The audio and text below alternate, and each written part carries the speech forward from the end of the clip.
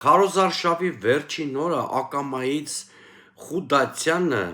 տկեն նախարարը, որ շատ ակտիվ դեր ուներ ԿՊ Վաղարշապատյան քարոզարշավում, ընտրարշավում մի հետաքրքիր հայտարարություն էր արել։ Նա ասել էր, որ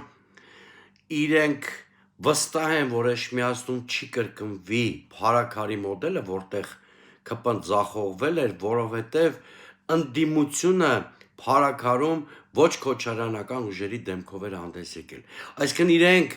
ԿՊ-ում Խուդատյանի բերանով ընդունեցին, որ իրենք չունեն մրցակցային ընտրության պոտենցիալ։ Իրենց համար հանրային վստահությունը կարևոր չի, ոչ էլ կառավարման արդյունավետությունը։ Իրենք առաջնորդվում են բացառապես ընդդիմախոսներին դեմոնիզացնելու, նախկին ներկա կեղծ թեզը գրեգ ձևով շահագործելու ճանապարհով է գնում ԿՊ-ն։ Այսինքն Խուդատյանի ասածը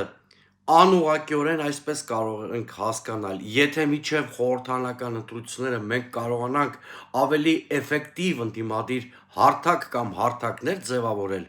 ԿՊ-ն այս հաղթաթղթից